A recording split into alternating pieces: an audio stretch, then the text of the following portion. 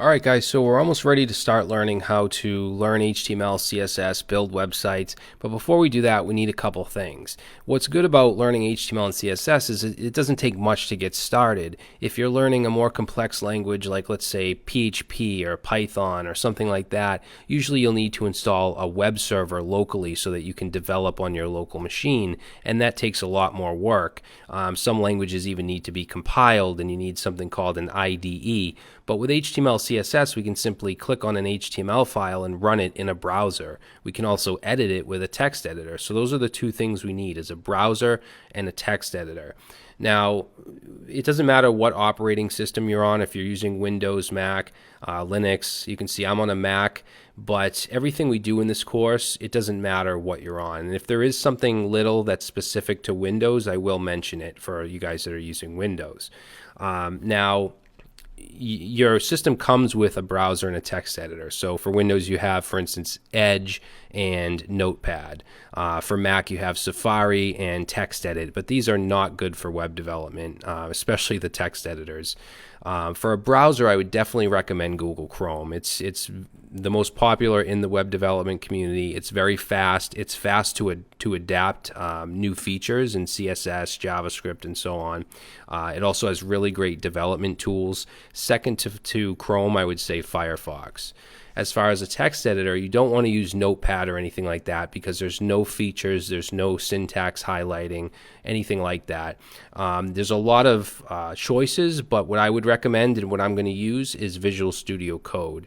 And I use this for everything. I don't just use it for HTML, CSS. I also use it for PHP, JavaScript, Python, any language that I work with, because it's just very fast, it's intuitive, has a lot of features, it has great extensions, and it's just all around, it's just a great editor. So that's what we'll be using. I don't have it installed, so I'm going to go ahead and download it, and it's available for Windows, Mac, or Linux. Doesn't matter what system you're on. So on a Mac, it's just going to give me the zip file. I'll go ahead and open it up or unpackage it, and you can see I have my icon here, and I'm just going to bring it to my applications folder. Okay, so once it's in there, I can open it up. I'm actually going to drag it down to my bar, which you guys can't see, just so I can easily access it, and then I'll go ahead and open it. So when you first open up VS Code, you'll see a welcome page. It'll give you some options like open up a file, open a folder. It'll show your recent projects, and the only reason I have recent projects is because I already had VS Code installed. I just uninstalled it for this course. If also over here, if you want to change your theme, so if I click color theme, it'll open up this, which is the command palette. And for instance, we could change it to a light theme, and you can kind of experiment with these a little bit. I'm just going to keep the regular dark theme like that. So let's close this welcome page up and head over to the sidebar. So this first icon here is your file explorer. So when you have a website or a web application, it's going to be in a folder, and you're going to want to open that folder so that you can see the files and access them easily.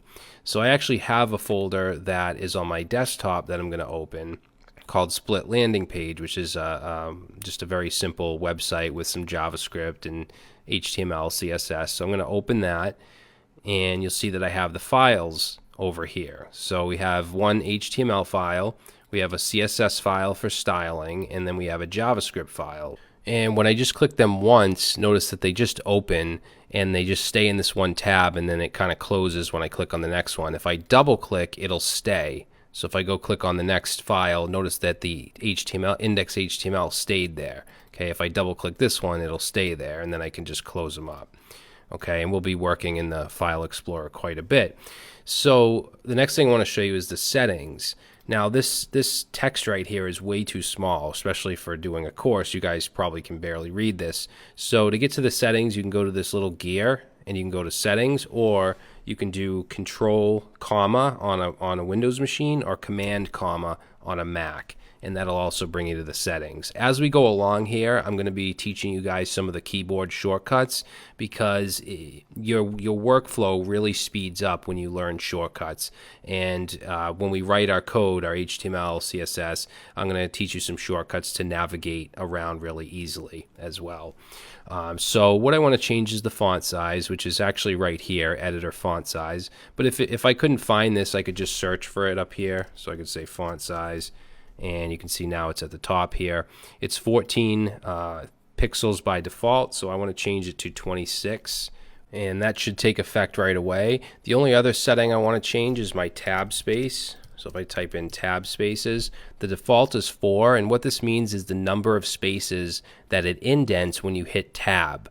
Okay, because in HTML and in most languages you're gonna indent to organize your code, but 4 is a little too much for me. I like to keep it at 2, so I'm going to change that to 2, and that should save right away. So let's close up the settings, and now if I go back to, let's say, index.html, notice the font is much bigger. Okay, and a tab now is 2 spaces as opposed to 4. So the last thing I want to do is just go over these other icons. This one is just to search. So if you want to search within the page, you can also replace.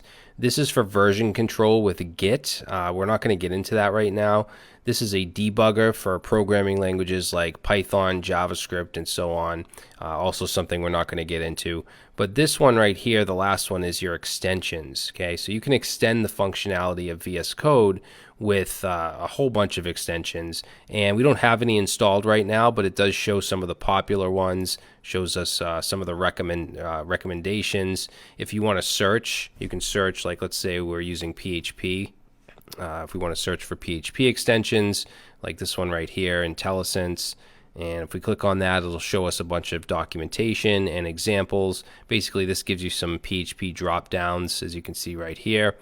If we wanted to install this, we could just click the green install button and it would simply get installed. And if I make this a little bigger, you can see the number of downloads. You can see this one has 5.7 million downloads and a rating of 3.5. Okay, so you see the number of downloads as well as the ratings. And I do have a couple extensions that I want to install later, but I don't want to get into that right now. All right, so now that you have VS Code set up, in the next section we're going to jump in and we're going to start to learn HTML. All right, welcome to HTML Basics. So in this section, we're going to start learning HTML5 from absolute scratch.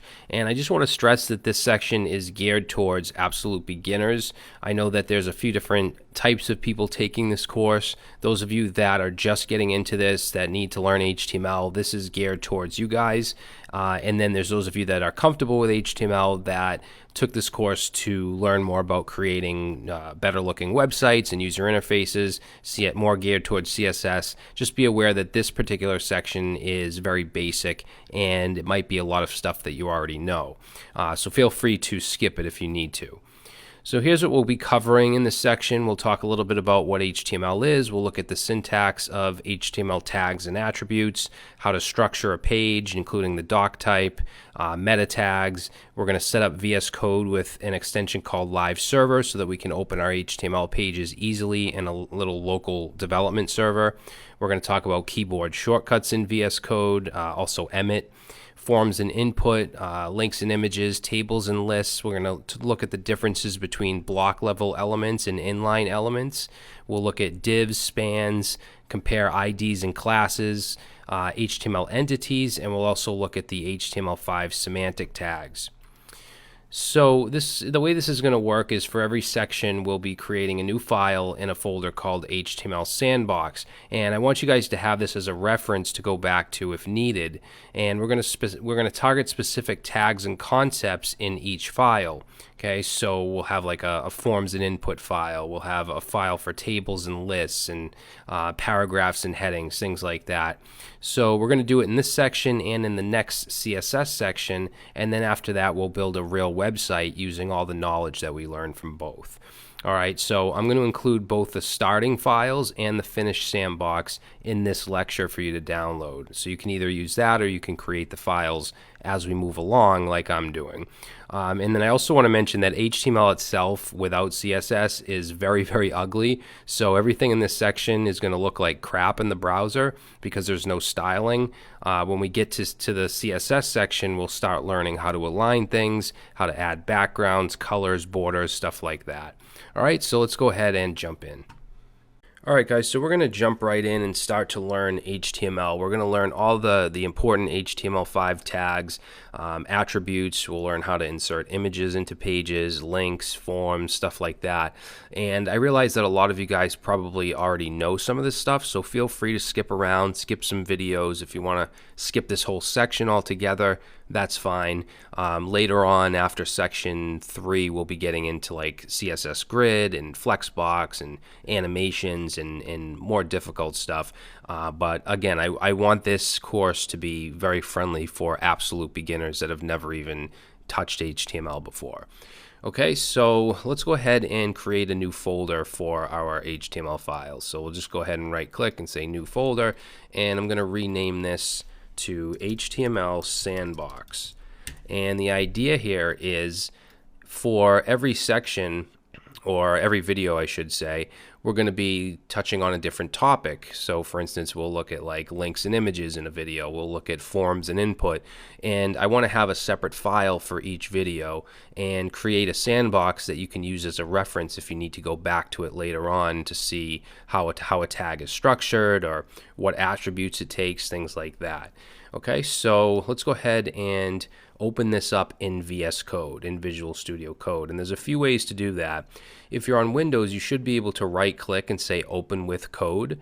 You can do it that way. If you're on a Mac, you can drag it down to your VS Code icon in your bar down below, or you can just open up VS Code and just click open folder and then search for it. So mine's on my desktop. There it is, HTML Sandbox, and I'll go ahead and open. Alright, so we can close this up, and now on the side you can see the HTML Sandbox folder is open. So let's go ahead and create our first HTML file. And I'm basically going to create a file called index.html. Whoops, not comma, but .html. Now there's something really important for Windows users. If you are seeing a .txt here after the .html, then you have to actually change something in your folder settings. Alright, so I have a screenshot here. If you're on Windows and you're seeing a .txt, you should check this anyways to make sure that this box is unchecked. What you want to do is go to your View tab in your file manager and go to Options right here, and then click Change Folder and Search Options. You'll get a box like this that pops up, and you want to click the View tab and make sure that this is unchecked, this Hide Extensions for Known File Types. Okay, you want it to show the file extension. So just make sure that that's unchecked if you're on Windows. Alright, so I just wanted to mention that so you don't run into problems. So now we have an HTML file. So what do we do with this? We need to put in what's called an HTML tag. Okay, so HTML files are full of HTML tags which surround content. So let's take a look at how HTML tags are actually formatted. So elements are surrounded in angle brackets. So basically the less than and greater than signs. So the element here, for example, is an H1, and different elements do different things. This is a heading tag. There's actually H1 through H6, and I'm going to go over that in another video. But basically this will make this text much bigger. Okay, this here is a paragraph tag, which is just for paragraphs, just regular sized text. And notice that there's an opening tag and there's a closing tag, or a start and an end tag. And the end tag has a /. Okay, so that's how you identify the ending tag. Now there are some self-closing tags for stuff that doesn't have content inside of it, like the H1 and the paragraph, they have content inside. The BR tag is actually just a line break, so it just kind of skips a line. So there's no need to put any content inside of it, so it's a self-closing tag. It doesn't need an ending tag. Now, notice that this one has a / and this one doesn't. This is actually a remnant of XHTML, which is a derivative of HTML, and it's not used that much anymore. HTML5 is definitely the standard. That's what you want to learn.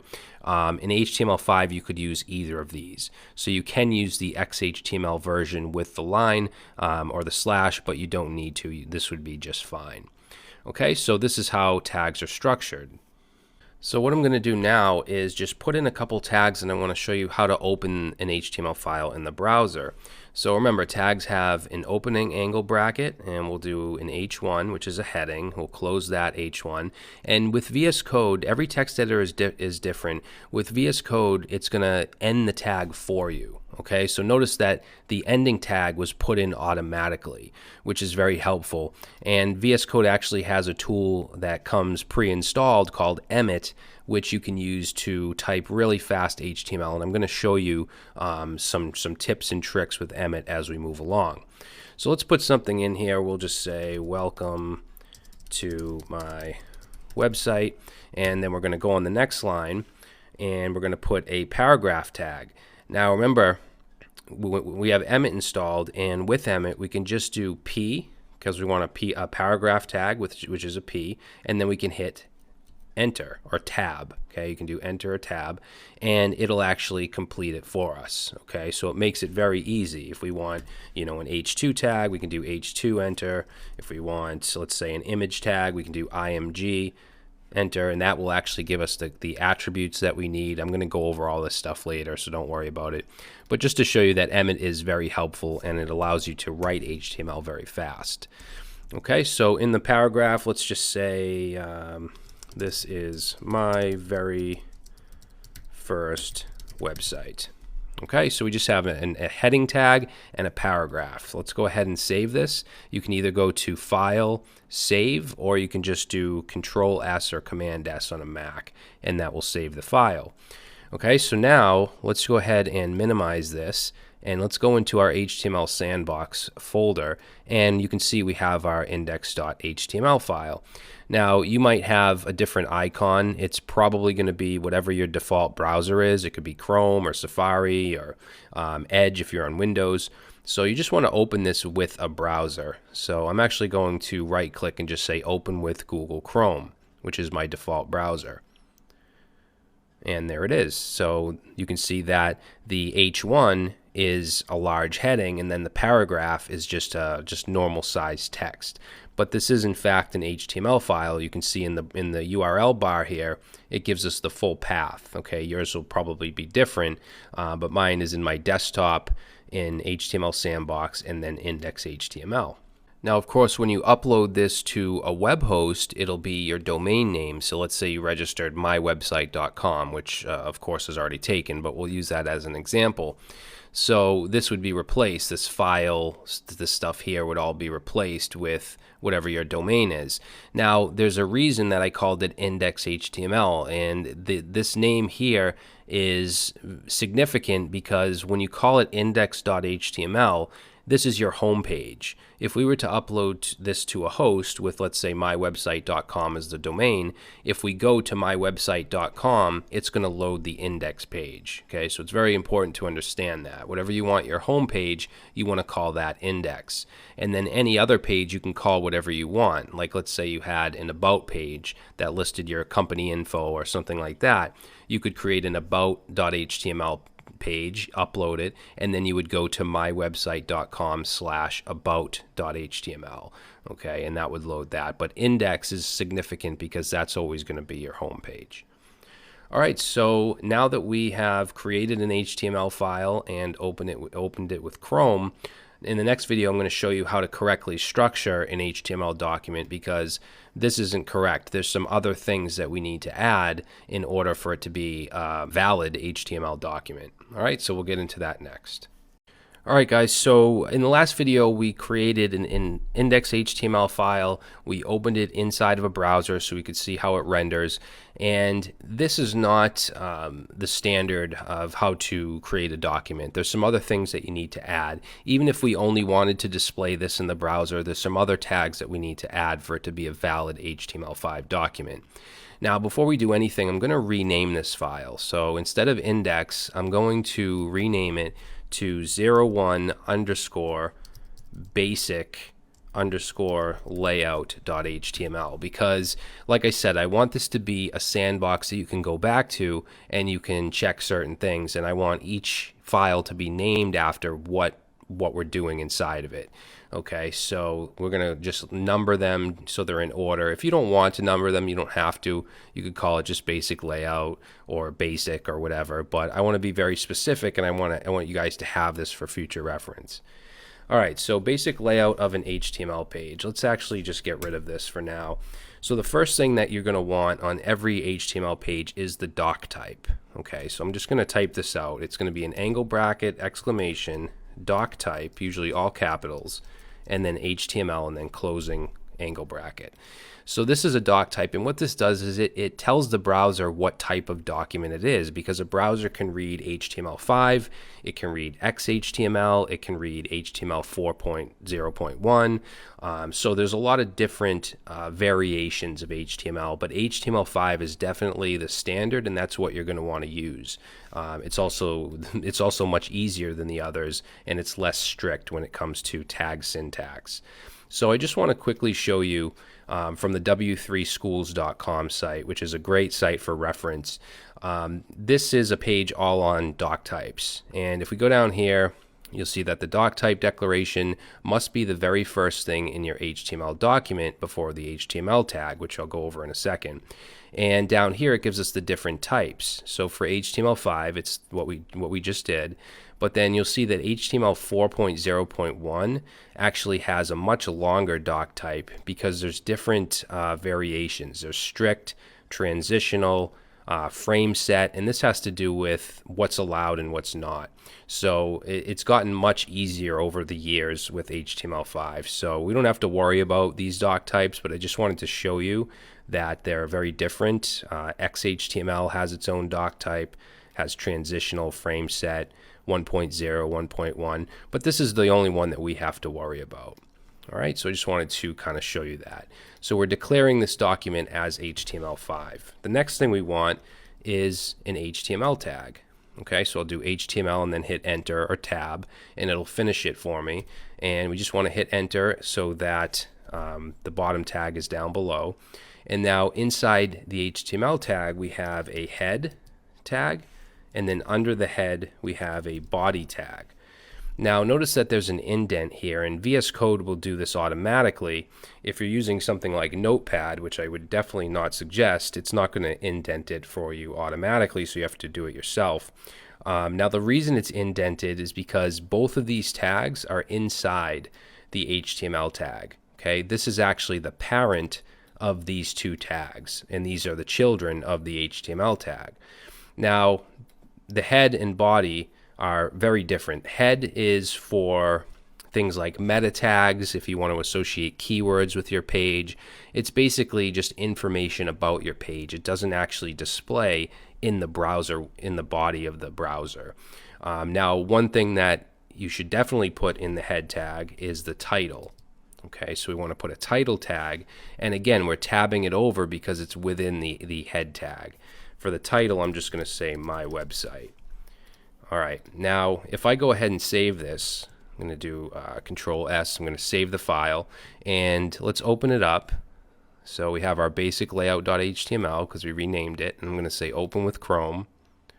And notice there's nothing in the body, but if we look in the tab, we see my website. Whatever you put in the title tag is going to show right here. Okay, so it's very important for you to have a title. Now, whatever we want in the body, we put in the body. So we can put back our H1, say my website, and we can put our paragraph.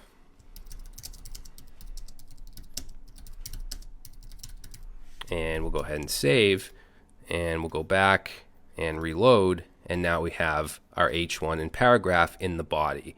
Okay, so anything that you want to show in this area is going to go in the body of your document. All right, so you just want to keep this structure in mind. This is the core, fundamental, mandatory structure of an HTML document. You have your doc type at the top, you have your HTML tags that wrap around everything, and then you have a head and body area. In your head, you should at least have the title, and in the body, you just have whatever your website content will be. So the last thing I want to show you is how to create a comment. Okay, so you might want to label stuff without it actually rendering in the browser. So let's say I wanted to put a comment right here. What I would do is put an angle bracket, an exclamation mark, and then double hyphen. Once I do that in VS Code, it actually auto completes the rest of it, but this is the format of a comment. So I'll just say this is a comment. So starts off like this, and then it ends with double hyphen and an angle bracket. So just make sure you don't forget the exclamation, because that's not a valid comment. And notice that it turns green in VS Code to let you know that it's actually a comment. And if I save this and we go to the browser and reload, notice it doesn't show here because it's a comment. Now, in browsers, you can view the source code. Okay, you can view the HTML source. On a Mac, you can do Command Option U, and on Windows, I believe it's Control U, and it'll open up a new tab that shows you the actual HTML. So you can see our doctype, our HTML tags, all that stuff. It also will show the comments in the source code. Okay, just to let you know that. So let's go back, and I want to show you how you can comment out something that's already there. So if I just put my cursor on this line right here, in VS Code I can actually just do Control and then / or question mark, the same key, the / question mark. So if I hold Control and hit that, it'll comment the whole line out, and I can toggle it. If I hit it again, Control / I can just toggle the comment. If I wanted to comment out multiple lines, I could highlight them and again Control / and that will comment out the whole thing. There may be times when you want to just kind of not show a certain part of the HTML in the browser and you want to comment it out. Okay, and you can put this on a separate line as well, like that. That'll still work. This is all commented out.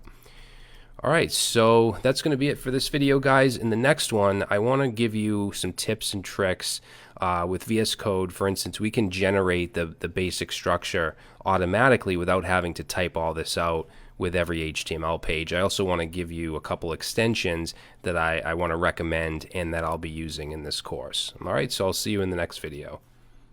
Alright guys, so in this video I want to show you how to install something called Live Server, which is something we'll be using through the course. And basically it's an extension to VS Code that'll allow us to open our HTML pages on a little development server as opposed to opening them in the file system. So right now you can see that the website is open, and if you look at the URL bar, it's file : with 3 slashes, and then basically just shows the path to the file. So the server will actually open it on what's called our local host, and not only that, it will auto reload. So when we save an HTML file or CSS or JavaScript or anything else, it's going to just auto reload, so we don't have to keep hitting the reload button every time we make a change. So we're going to go ahead and do that, and I'm going to just create a new file here. I'm going to call it 02_live_server.html, just naming it after what we're doing here. And there's something else that I want to show you guys. Instead of typing out the whole structure here like we did in this file, with VS Code we can use Emmet to generate that structure. So what I'm going to do is just put an exclamation, and I can either hit Enter or Tab, and it's just going to kind of create that structure for us, so we don't have to type it out for every HTML page we create. Now notice there are some added things here. We have some meta tags. We're going to go over meta tags, including these ones, in the next video, but for now I just wanted to show you that we can quickly generate our structure, our doctype, HTML head body tags and stuff like that. So I'm just going to change the title here to Live Server. And we'll go down here and just put an H1, and we'll just say hello world. Doesn't really matter. I just want to put something. And then I'm going to save this with Control S.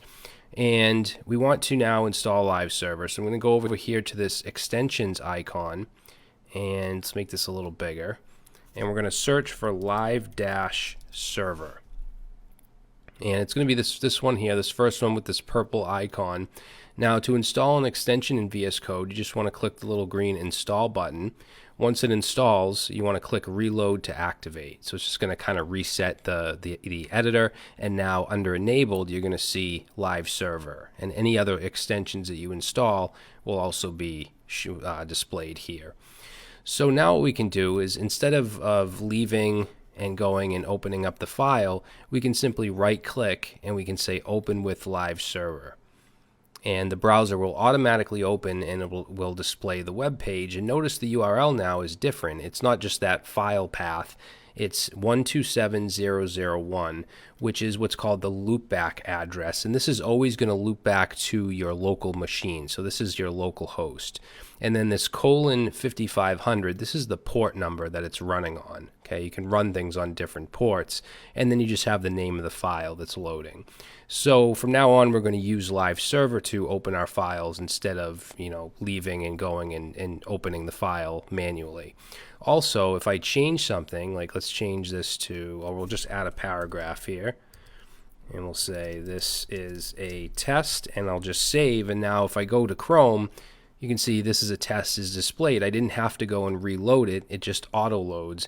And this is great for when you actually have, your editor on one side and then the browser, because it automatically updates. Now, I don't want to do that because I only have so much screen real estate here for you guys, and I don't want to make the editor too small. We might do that in some videos later on, but for now, I'm just going to switch back and forth. So to stop the server, if you go down here, you can see this port 5500. If you click that, it'll stop the server from running. And if I go back to the browser and reload, you'll see it no longer works. If I want to start it again, I can either again do open with Live Server, or I can click this Go Live link down here. If I click that, it will start it back up and open it in the browser. All right, so I just wanted to show you guys that and let you know that that's what we'll be using, as opposed to just opening our HTML files right on the file system. So in the next video, we're going to take a look at meta tags. We'll look at the ones that are generated here, as well as some others.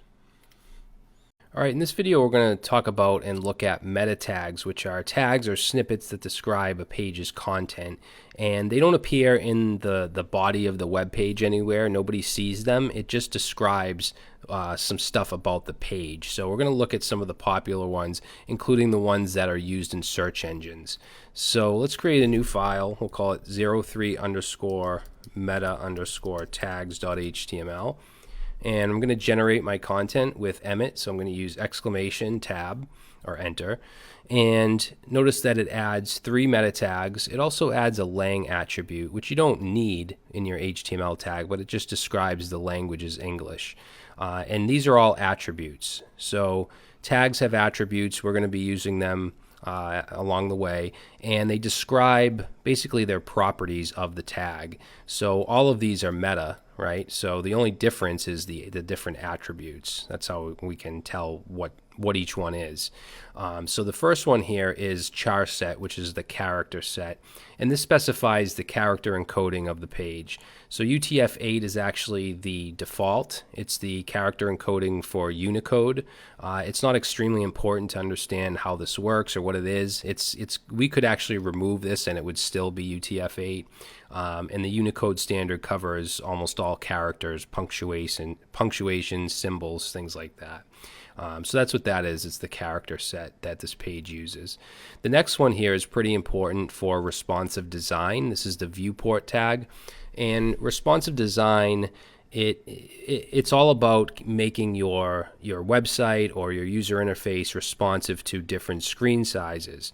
Okay, so you want your website to look good on a desktop, a laptop, a smartphone, a tablet, and there's different strategies, mostly to do with CSS, on making your site look good on these devices. But one of the things you want to do is add this viewport tag, and you want to set the content value. You want to set a couple things in the content, which is one, the width. You want to set it to whatever the width of the device, and the scale should be set to 1.0. So if you've ever gone on a non-responsive site on a smartphone and you had to drag your finger over to kind of see the rest of the site, that probably doesn't have the viewport set. Okay, so you want it to actually show the entire website or the entire interface. So that's what the viewport tag does. It's actually really important. So this next one has to do with browser compatibility, this HTTP equiv. You can see the content equals IE equals edge. So IE is referring to the old Internet Explorer browser, which is not used very much at all anymore. Windows now ships with Edge, so we're basically saying we want to use the Edge standards. And Microsoft browsers have been just a nightmare since the beginning of web development. Back when I started, it was Internet Explorer 6, which never rendered things correctly. You always had to do little hacks here and there in your CSS and in your JavaScript to get things to work. So even now, IE 11, which is the latest version, is still very clunky, but not too many people use it. I think if I look at my analytics on my website, it's like 0.3% or something ridiculous like that. So it's not extremely important to support those browsers anymore, unless you're building a website that may have like a lot of elderly people as viewers, because a lot of them have older computers that they haven't updated that still run IE.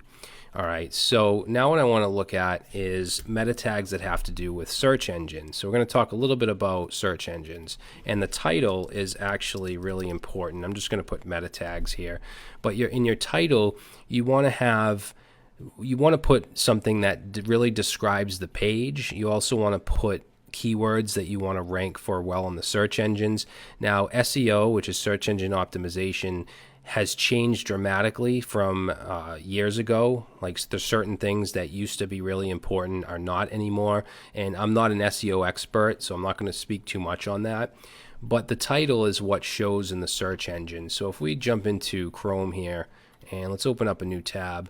And by the way, this time that you see here in the background, this is a Google Chrome extension called Moment. If you're interested, I know a lot of people ask me about it, so I figured I'd just tell you guys. It has to-dos and stuff like that. It's pretty cool. But let's go ahead and go to google.com, and let's search for, like, let's say Miami web design.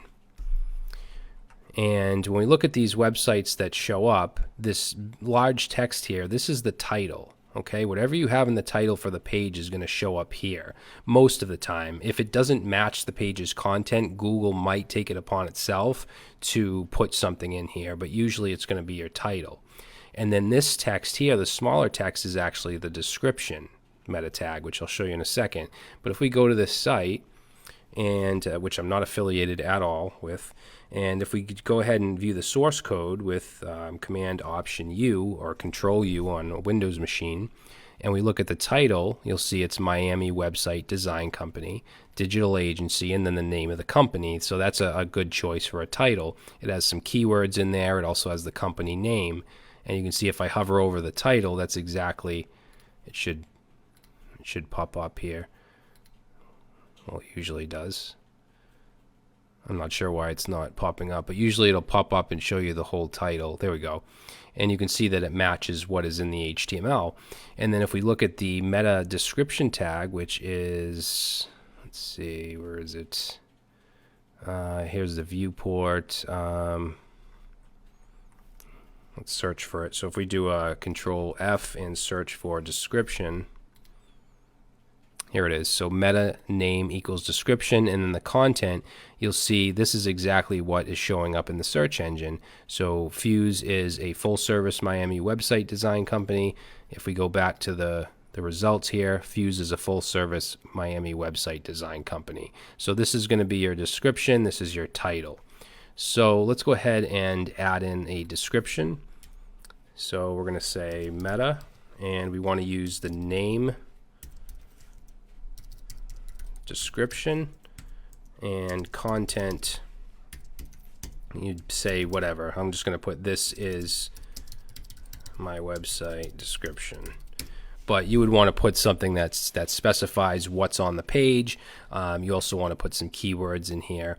I don't think the description holds too much weight, but it is what the user sees when they search for your site, so that's pretty important. And another search engine related tag is the keywords meta tag. Now, this keywords tag used to hold a lot of weight, like years and years ago, but now it's not. It doesn't really matter. It's just for describing the page's content. So it's not like it's going to make or break your site in the search engine. But generally, you want to keep between like 8 and 12 words. So let's say this was a web development company. We'd put like web development, maybe web design, maybe your company name or something like that. So you generally want to have around 8 or so of these keywords. All right, so let's see. The last one that I want to show you is if you don't want your site to rank in search engines, if you don't want it to show up at all, you would use the robots meta tag. So let's say meta name equals robots, and for the content, you would want to put no index so that it doesn't index your site in the search engine, and then no follow so it doesn't follow any links on the page and index those. All right, so if for some reason you don't want your site to show up in Google and Bing and all the other engines, you would just put this in here. And I'll just put a comment. Do not index our page. All right, so that's pretty much it. I'm going to go ahead and save that. I'm not going to go over any of the other ones right now because they're really not that important. If you want to look up some of the other ones on your own, you can do that, but I don't want to throw too much stuff at you that you don't really need right now. So that's it, guys. In the next video, we're going to start to look at typography, look at creating headings and paragraphs and bolded text and stuff like that. Alright guys, so now we're going to look at some tags that have to do with typography. Some of the stuff we already looked at, like the H1 tag, which is a heading tag. We'll look at some of the other headings and also paragraph and the strong tag and stuff like that. So let's create a new file here called 04_typography.html. And I'm going to show you some other stuff as well, some little tips and tricks when it comes to VS Code. So let's put in our boilerplate, which is, we'll do exclamation tab, and that puts in all of our structure here. And for the title, let's change this. We'll just say like headings, paragraphs, typography. Oops. Okay, and then we're going to go down to the body here. And I'm going to put a comment. Now, if you want to just put a comment, like an empty comment, you can just do Control and then the question mark or the / key, and that will put in an empty comment. It might be Command and that key on a Mac. I'm not sure because on my Mac, I actually switch the Control and the Command keys. So when I say Control, it might be Command on a Mac. I'm not sure. So let's go ahead and just put in headings here.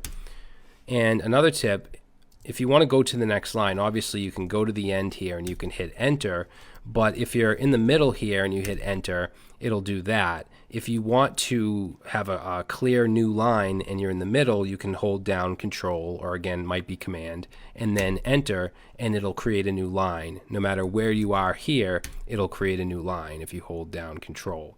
Okay, so keep that in mind. And I'm going to give you these little tips throughout the course because I think that it really helps you write your code in a more efficient way and in a much faster way. All right, so let's put some headings in here. So H1, I'm just going to say heading 1, and I'll hold Control and Enter to go to the next line. Let's do H2 tab, heading 2, oops, H3.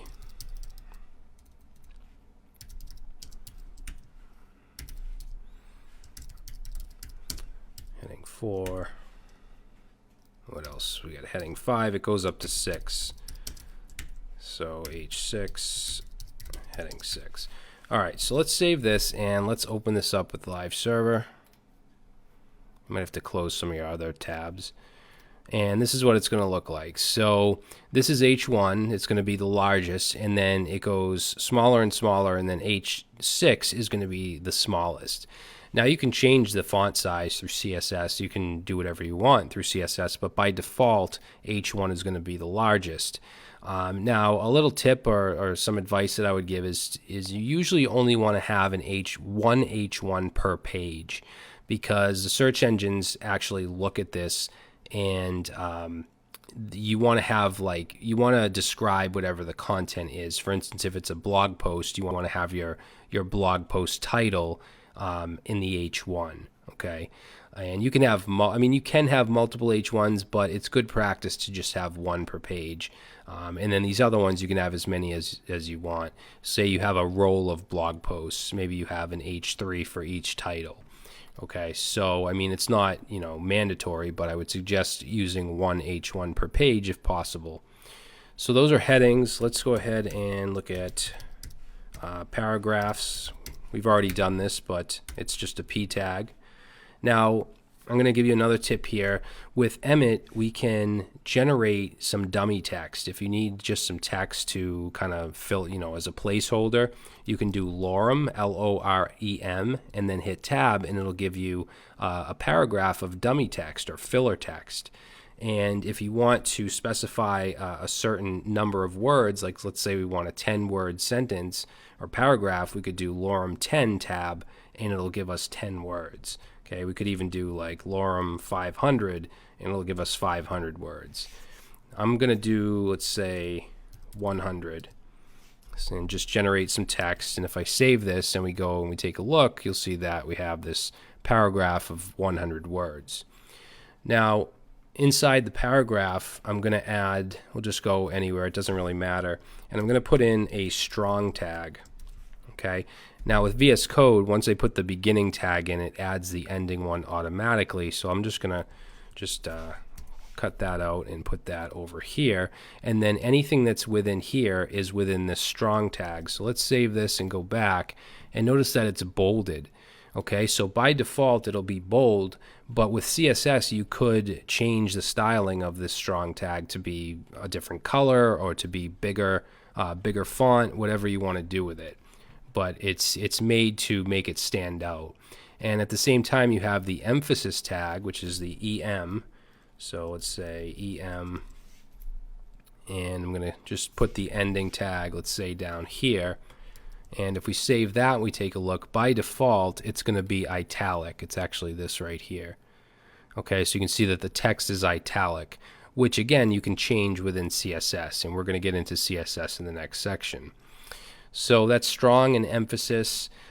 We also have the line break, which I showed you in one of the slides. It's one of the self-closing tags. So let's say we want a space right here without adding a new paragraph. If I just do this and save, it's not going to reflect that in the browser. Okay, this is only in the editor. I can put a million spaces here and save, and it doesn't show in the browser.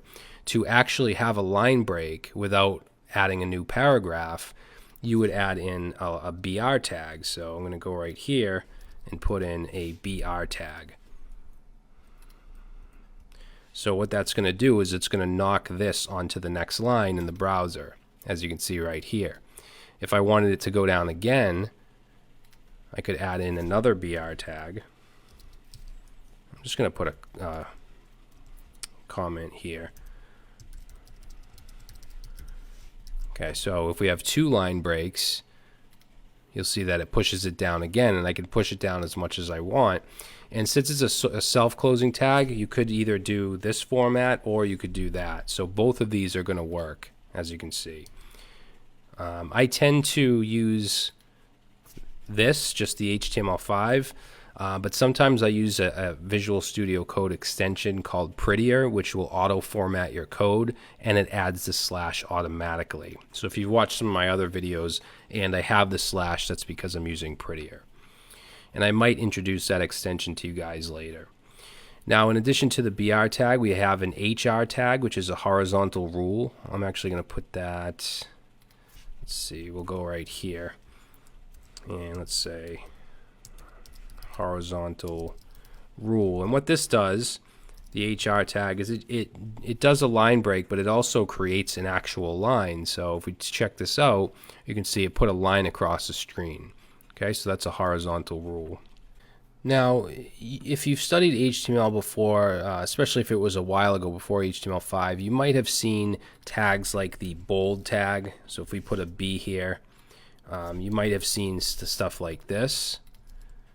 So if we actually take a look at this in Chrome, you'll see that it actually is bold, but the bold tag, along with the I tag for italics and stuff like that, the U tag for underline, it's all been deprecated because HTML is not meant for styling.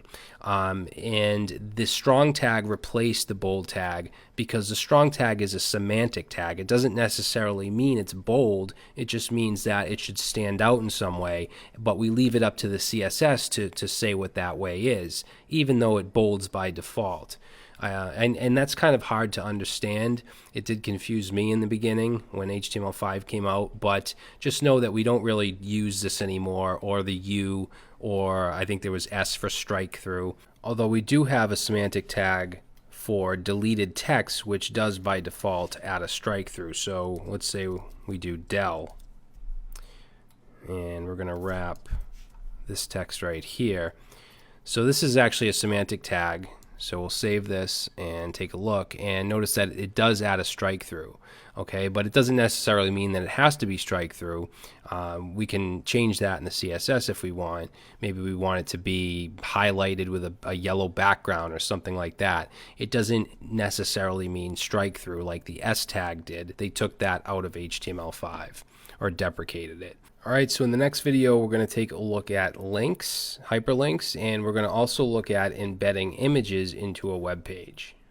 Alright guys, so in this video we're going to look at links and images, and what I've done here is I've made the browser smaller so that I could fit it on the same screen as the editor, so that we can see what's going on at the same time, because we have auto reload with live server. And I won't do this for every video, just the ones where we don't need a lot of real estate in the browser window here. So let's go ahead and create a new file. I'm going to call this 05_links_images.html. Alright, and I'm just going to close this up to give us some more room. And we're going to generate a boilerplate. And when I say boilerplate, it just means, you know, our starter template, whatever, our structure. So the title, I'm going to say links and images. And let's go ahead and let's first start with an external link. So if you want to link to another website, you can do that. So I'm going to put a paragraph in between all these links. Actually, you know what? I won't do that because I want to show you something. So a link is represented with an A tag. So I'm going to say A tab or A enter. And notice that with VS Code, it gives us this href attribute right away. And that's because every link needs an href attribute because that's the location that you're linking to. So in this case, let's link to http google.com. And inside here is what we want to put, whatever we want to click to link, like some text or an image or whatever, that's what we want to put in here. So let's just say click for Google. And we'll save this. I'm just going to add a comment here. We'll say external link. And let's go ahead and save and run with live server. Okay, so we have this link here that says click for Google. By default, it's going to be colored differently. It's going to have an underline. And if I click it, it brings us to Google. Now notice it opens in the same tab. And when you link to an external site like this, usually you want to open it in a new tab because you don't want people to drift away from your website. You're trying to show them something, but at the same time, you want your website to stay open. So what we would do is add a target attribute. Now I'm going to show you another little trick here, a keyboard trick. If you want to copy this whole line down, what you can do is hold Shift Option or Shift Alt on Windows and then hit the down arrow, and that will just copy that line for you.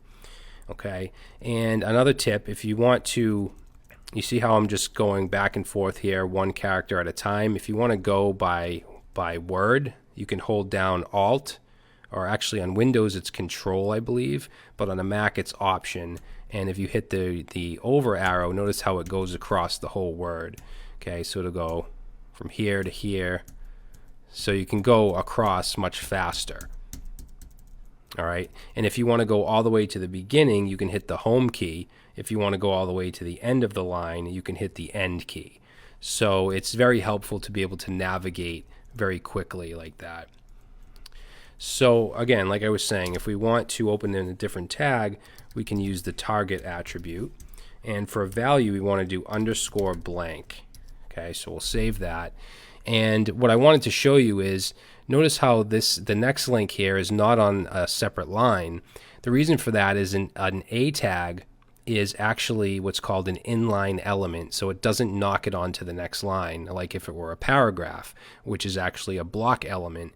And we're going to talk about inline and block elements, I think 2 videos from now, but I wanted you to know that there are some inline elements and there are some block elements. Now if I want this on a new line, I could put a line break, or I could just wrap them in a paragraph tag. Okay, and another tip is if I want this moved up here, I can actually just hold either Alt on Windows or Option on a Mac, and I can just bring it up. I can move this line wherever I want. All right, so we'll do that, and let's put another paragraph tag, and we'll bring that up into here. So now if I save, they're on separate lines because a paragraph is actually a block level element. And if I click the second one, it opens up in a new tab because of the target attribute. Okay, because I set it to blank. All right, so these are external links. Usually your links are going to be internal because you're going to be linking to other pages in your website, like let's say an about page or a services or contact page, something like that. So since we have these HTML files in the same folder, let's link to one of these. So we'll link to the 04 typography. So I'm going to close that back up.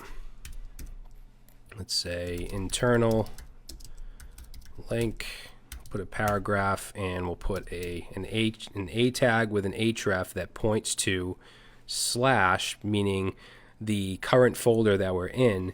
And then with VSCode, notice that it actually shows us the HTML files that are in this folder. Okay, the slash means the current folder we're in. So I'm going to choose the typography HTML, and in here let's just say typography, and we'll go ahead and save that. And then if we click typography, it brings us to that page. Okay, we don't have to put the whole like 127 001 5500. We don't have to put that in here because we're already in the same folder. So we just need that slash. All right, and I'm just going to click the back button. So we can link to any inner page that way. So now let's take a look at images. So this is our folder right here, HTML Sandbox, and I'm going to just create a new folder here called Images. Okay, usually you'll see this, or it might be called IMG. A lot of times you'll see that on in websites and applications. But in this Images folder, I'm just going to bring over a sample image, which you should have in your HTML Sandbox in the project files, and I'm going to bring this onto our web page. Okay, so I'll go down here and let's say local image. I'm saying local image because it's actually in our folder. It's in our file structure. You can also link to remote images that are elsewhere, and I'll show you that in a second.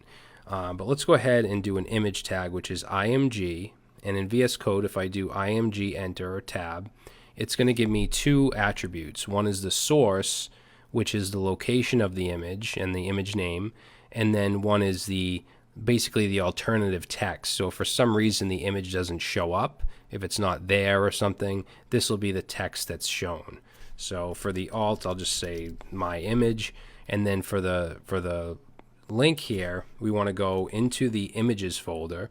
Notice with VS Code, if I do a /, brings down this drop down, and I can choose the images folder, and it even shows me what's in there, the sample.jpg. So I want that. So the location and the image name itself. So if I go ahead and save, there it is. The image shows up. Now it goes out of view here because we have no CSS, so it's just going to show the full size image. But with CSS, we can actually change. Actually, we can change it with HTML as well. If I wanted to, I could add a width here. This isn't really something I'd recommend doing. Usually you would use CSS, but you can set the width and height in HTML. So if I set this to 200 and save, now you can see that it's smaller. And you can do the height as well. But the height will auto adjust if you add a width. So we can also do remote images. So same way, IMG, and alt, I'll just say my image 2. And for the source, I could do any source I want. Actually, there's a really good image sharing site. If you go to source.unsplash.com and we go down here, you can get random images from a specific user of the site. What I want though is, let's see, there's a fixed daily, weekly photo, so you could grab any of these URLs. right here, random search term. So if you want a random image like of nature and water, you can just grab this URL and put in nature and water. So let's do that. So if we go back, if I save, it's going to give me an image that's 1600 pixels by 900 pixels of nature water. Let's make this smaller. We'll say 200. Okay, so there we go. And this only works because the unsplash.com allows us to do this. They basically allow us to specify the size in here. You can't do this with just any link, any image link. Same thing with keywords here. If I wanted, like, let's say building, and there we go, we get some kind of picture of a building. I think it's it's random. So if I click reload, it's just going to be a random building. And again, this has nothing to do with HTML. It's just the Unsplash service is an image sharing service, or an image placeholder service that allows us to do this. So it's pretty cool. If you're building something and you just need some kind of random image and you don't want to have it local, you can just link to Unsplash like this. All right, so I think that's going to do it, guys. In the next video, we're going to start to look at lists and tables. Alright guys, in this video we're going to take a look at lists and tables. So let's create a new file and we're going to call it 06_lists_tables.html. And let's add in our boilerplate here, close that up, lists and tables. Okay, so we have a couple different types of lists. So we have unordered lists. And unordered lists, they're not numbered. Basically, they have bullet points, which of course you can remove with CSS. You can have different types of bullet points. But let's go ahead and create an unordered list. So we want to put a UL tag, and then each item in the list should be wrapped in a list item, an LI tag. So let's go ahead and just say item 1. And what I'll do is I'll hold down Shift and Option, or Shift and Alt, and just hit the down arrow so that we can bring these down. And let's change that to 2, 3, and 4.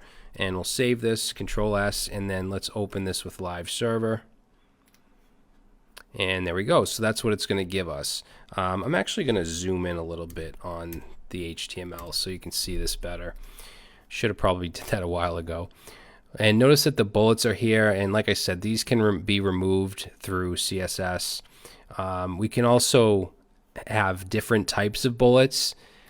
This isn't something that I would recommend, but you can use a style tag to change CSS attributes. And there's something called a list style. And we have circle, square. Let's see, let's change it to a square. And save, and now you can see that each bullet is a square. We have disk. Save that. That's the default. Circle. Save that. So that's kind of an unfilled circle. And then we also have, actually I think that's it. And then we have none. All right, and this is something that I would not recommend doing. You want to put all your styling in your CSS style sheet. But I just wanted to give you an example of this. So let's get rid of that. So that's an unordered list. At the same time, we have ordered lists. And I'm going to give you another little Emmet trick here. So first of all, it's an OL tag. And then we still use LIs. Okay, we still use list items, whether it's ordered or unordered. Now with Emmet, let's say I want to have 4 list items. I can actually do times, so I could put an asterisk 4 and hit tab, and it'll actually give me 4 list items. Okay, so a little tip there. And we can fill these in. We'll say item 1, item 2, item 4. And we'll save that, and now notice that instead of bullets, we actually have numbers. Okay, so it's a numbered list. And then we can change the type as well. So there's a type attribute. So basically type 1 is the default. If I save that, you'll see no change. That's just numbers. We can use type uppercase A. If I save that, it'll change it to uppercase letters. If we use lowercase a as the type, it'll be lowercase letters. We can use uppercase I, which will actually do uppercase Roman numerals. Lowercase I will do lowercase Roman numerals. So just to let you know that you can add the type attribute. Ordered list is something that I almost never use. Unordered list is something you're going to use all the time because they're used for navigation menus, whether it's a horizontal nav bar or if it's a side menu or anything like that. So we can also have nested lists. So let's actually copy this. So I'm going to just Control C, copy this UL here, and Control V will paste that in. And let's say we want to have a list within a list. So inside this LI, this second one, let's get rid of that. Actually, we'll keep that, but next to it, I'm going to go on a new line, and I'm going to put another UL inside here, and let's put a LI, and we'll say nested item 1, okay, and then we'll do nested item 2, and let's save that. And now you can see that these two items are nested, and it automatically changes the bullet point here to a circle, changes it from a disk to a circle. So lists are pretty simple. Styling them is a whole new level when you start to get into creating navigation bars and stuff like that, but we'll get into that later on when we start to deal with CSS. All right, so let's talk about tables. Okay, so tables are used for tabular data. Now, back in the day, back in, I don't know, 8, 9, 10 years ago, people would actually use tables for website layout. Before we had proper CSS, before we had Flexbox and the grid system and frameworks and stuff like that, people would actually have like their sidebar and their main content area in their website be a table, which is absolutely horrible. You never want to do anything like that. You only want to use tables for tabular data. Okay, if you have a list of users or whatever it may be, just some kind of data. So to create a table, we want to put a table tag, and in a table we have a head, a body, and we can also have a footer if we want. I don't usually use footers, but for the head, we're going to say thead, okay, and we want a table row, and inside the table row, we want some columns, but when it's a heading, you want to use th, okay, for table head, and let's do first name, and then we'll bring this down twice by holding Control Option or Control Alt and hit the down arrow twice. And we'll change this to, let's say, last name, and let's do email. Okay, now if I save this, you'll see that these are our headings. Okay, so these are the headings, and then we want the data underneath. So the data is going to go in the T body. Okay, so we have our table head, and then our table body, which will also have table rows, but instead of th, we want to use td. Okay, th is only for the heading, and then we'll say, let's do John, bring down 2 more. So Doe would be the last name, and email. Okay, if I save that, and there we go. So we have first name, we have one entry here, or one row with it, which is John Doe, and then his email. So I'm going to go ahead and copy this whole table row, and let's do 2 more. Probably want to fix this up a little bit.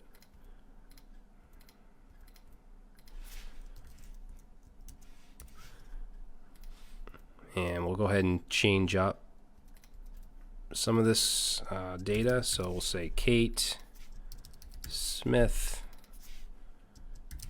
Kate, Jeff,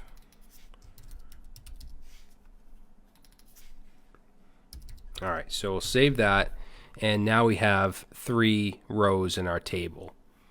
Okay, so pretty simple.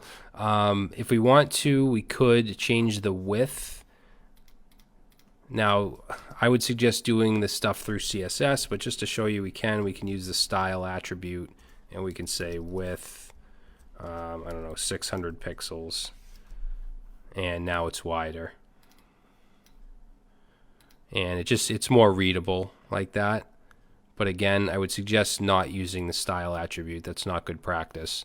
But we haven't gotten into CSS yet. So in the next video, we're going to take a look at forms and input fields.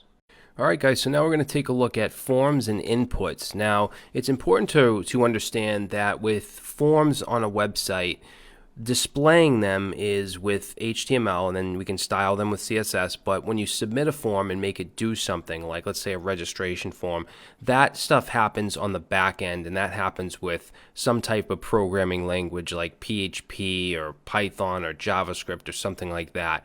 So just understand that HTML and CSS are to display the form, but server-side programming languages, which you'll learn in another course, that's what is used to actually process the form. Okay, even a simple contact form, although there are some services that you can use that will basically you can kind of insert a snippet into your HTML and you can use their service to process your form. And we may talk about that much later on. But for now, let's go ahead and take a look at creating a form and the different inputs. So I'm going to create a file called 07_forms_input.html. And let's go ahead and put our boilerplate in here. We'll change the title to forms and input. And let's go down to the body area and create a form. Okay, so we're going to use a form tag. And notice when I use Emmet to create a form tag, it gives us an action.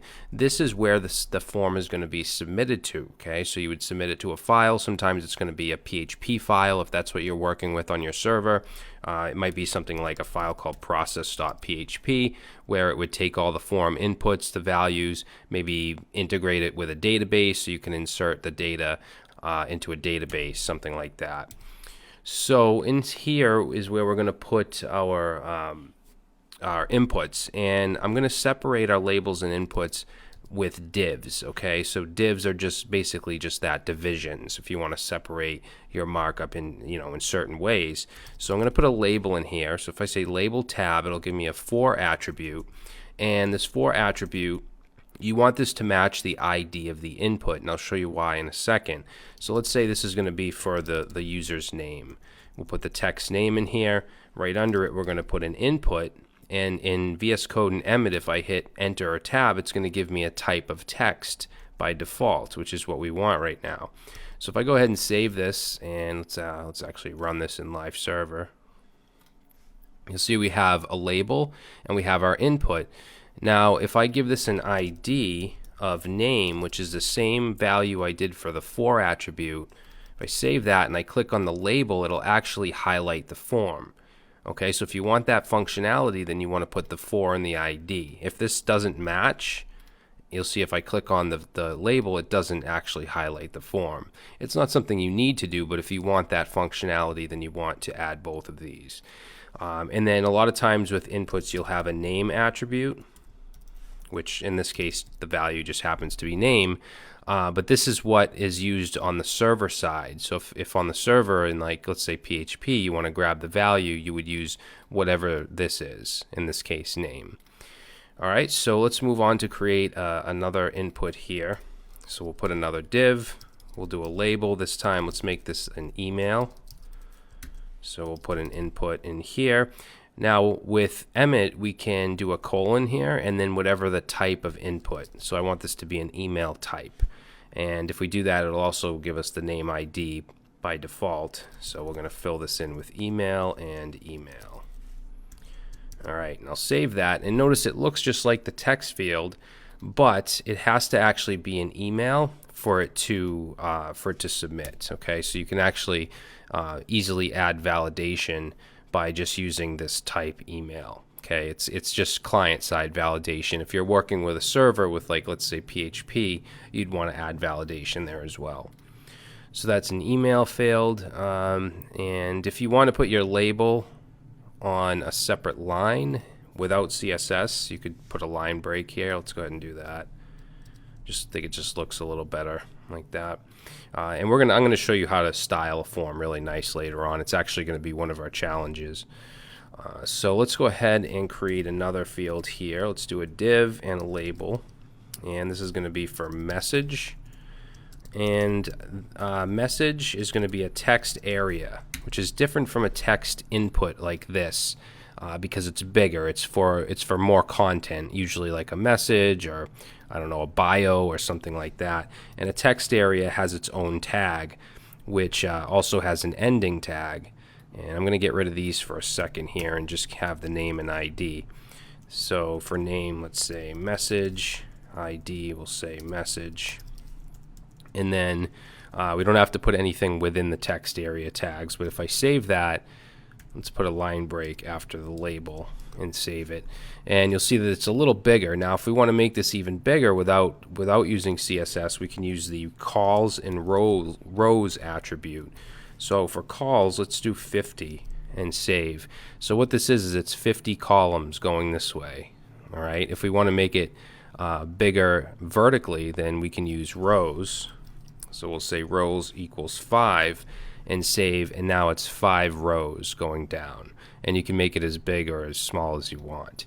So that's a text area. So these are the main ones. Like this could be a contact form right here, but there are other ones. Let's look at a select list. So again, we'll put a div in here. Okay.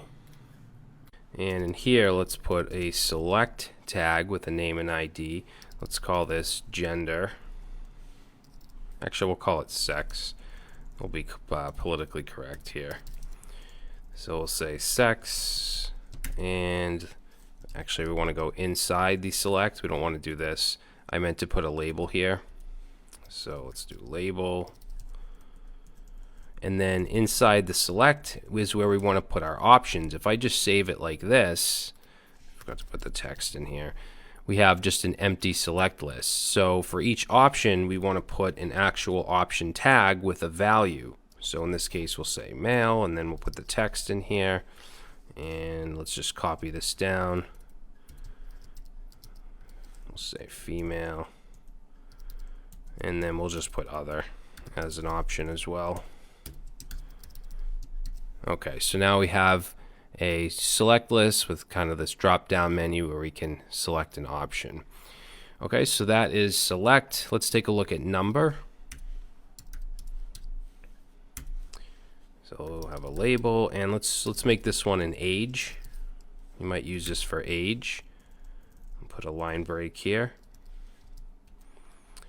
And let's say input and then colon number, because we want it to be the type of number.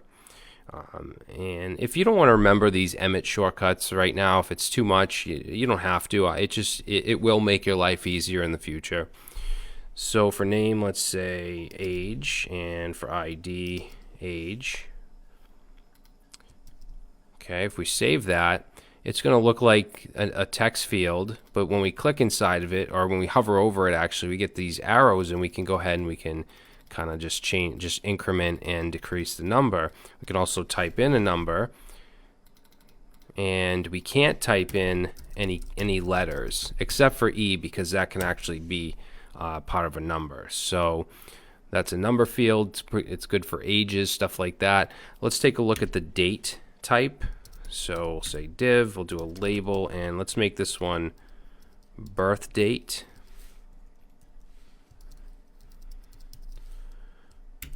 And we'll put a line break at the end here. Okay, and we want to do input type of date, and we'll say birth date for the name and birth date for the ID. Save that, and it's going to give us this. Now there's two ways we can use this. We can click inside of it. We can put in like like that. Or we can click this little arrow, which will give us this date picker, and we can actually pick a date. We can go ahead and scroll through the months and years, and makes it a lot easier to format dates, and it makes the user format it in a certain way. So next, let's look at radio buttons. Create another div here, and let's do label. For this, let's call it membership. Maybe this is some kind of sign-up form for a membership, and there's different levels. So we're going to do an input for each one with the type of radio. We'll call the name is going to be the same for each one, which will be membership. but the value is going to be different for each one. So value, let's say there's a membership called simple. All right, so we'll do, what happened here? Value is going to be simple, and then the ID, we'll say membership. So if we want to have more than one radio button, we'll just copy this down. Let's do 3 times.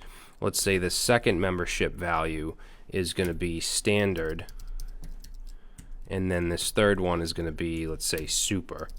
Maybe it's like a hosting package or something like that. So if we save, you'll see that we just have the buttons, there's no label, and if we want a label, we just put the text right next to it. So we'll say simple. Okay, we don't even have to do like a label tag or anything. Standard and super, and save, and there we go. So now we can choose one of these. Okay, now let's say that when you load the page you want one pre-selected. If you want to do that, what you can do is you can take the one you want selected, like let's say standard, and we can add an attribute here of checked. So if I say checked and then it loads the page, you'll see that it's automatically going to be checked. And I forgot to mention with select we can do the same thing. Let's say we want female selected. On a select list you don't use checked, you use selected. So if I save that, now notice that female is selected by default. Also, if we want to pre-fill a value here, like let's say in name, we want a value, we can actually add a value attribute. And let's say John Doe and save. Now sometimes you may want something in here that's not an actual value, but kind of like a message, like enter an email or something like that. Before HTML5 we would have to actually use a value, but you would want that to go away when you click in the box, so we would have to use JavaScript to add that functionality. But with HTML5 came placeholder. Okay, so if we want to add placeholder and set that to, let's say, enter an email, and we save, now it seems like it's filled like the value, but notice the text is lighter, and if I click inside of it, it doesn't like it doesn't go away, but it gives me the cursor at the beginning. It's not something that I actually have to delete, which we don't want. Okay, so that's a placeholder attribute. So the last type I want to show you is a checkbox, which is very similar to a radio button, except you can choose multiple options. Notice with the radio I can only choose one. Okay, so there's different situations where you might want to use a checkbox and certain situations where you might want to use a radio. So I'm going to copy the whole div with the membership, and let's change this to, let's just say I like, this will be like a hobbies, I guess, or I mean it doesn't matter, it's just an example. But we want to change all the types here to checkbox. Now I'm going to show you another little trick. If you highlight something like let's say radio, and you want to choose the next thing that matches the next text of radio, you can hold Control D and it'll choose the next one. If you want to choose the next, do it again, and notice all 3 are now selected, and I can change them all at the same time. I'm going to change them all to checked. I'm sorry, not checked, checkbox, like that. And then if you hit escape, it'll bring you back to your single cursor, or you can just click somewhere else. And then for the name, I'm going to double click and highlight, and I want to select all the memberships here.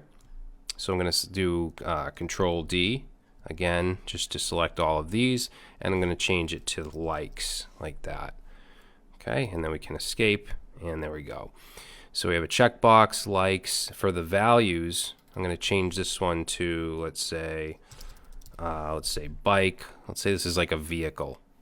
So bike might not be the best example, but it's fine. I want to change that to bike. This will do car. And we want to change the value here to car. Should probably do the values lowercase.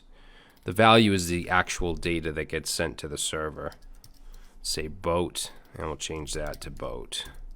Okay, so let's save that. Now we have a checkbox that says I like. Car is selected by default because we have checked. I'm going to get rid of that. And we can go ahead and we can check as many as we want. Like that. Okay, so that is a checkbox. Now we're going to add a submit button, because obviously a form is no good unless you can actually submit it. Now with a submit, you can do a couple things. You can either and that's something I want to show you too. If we have all of these tabbed over and we want to bring them back, we can hold shift and then hit tab and it'll bring it backwards. So for a submit button, we could use an input like this. We could say input and give it a type of submit, and then give it a value, which would be the text that's actually displayed in the button. So if I save that, now we have a button that says submit. Another way to do it would be to use button tag. So we could do button and again give it a type of submit, and now we would just put the text in the middle like that, because input is a self-closing tag, button is not. So you would put the text in the middle. So that will give us the same thing.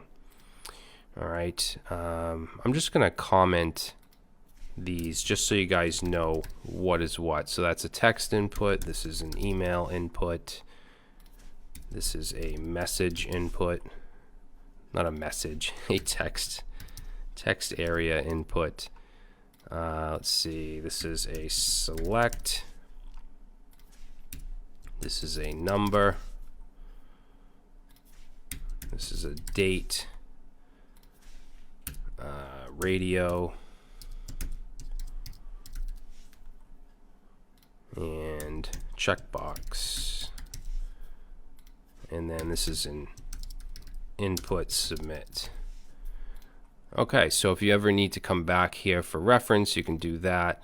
Let's actually just make this button submit. Okay, now one more thing I want to show you is we can add a reset button. I'm going to actually comment out one of these because we don't want two submit buttons. But if we want to do a reset, we can do button with the type of reset like that. We'll put the text reset in here. And now if I fill some stuff in, let's say 33, and then I hit reset, it'll clear everything out except for John Doe because we hard coded that value in here like that. Alright, so that's how we can create forms, and I know that this form is extremely ugly. I'm going to show you how to style forms when we get to the CSS section. This is just how we can actually display the fields. Alright guys, so that's it. I'll see you in the next video. Alright guys, in this video we're going to look at inline level elements and block level elements. Now certain tags or HTML elements are block, some are inline. Now this is a page from W3 Schools, which is a great reference site, and it shows us which elements are block and which are inline. So all of these tags right here are block level. So we have paragraph, form, all the H tags, the heading tags, these header section, all this stuff. These are our HTML5 semantic tags, nav, main. I'm going to talk about those in a little bit. Those are very important. But for now, let's look at the ones that we know, like paragraph, ordered list, unordered list, list item. All of these are block level. And then for inline, we have A tags, which are links. We have, let's see, button. We have span. Oh, we didn't talk about spans yet. Select. What else here have we looked at? And these bold and italics, we're not going to be using those anymore. Emphasis, strong, text area.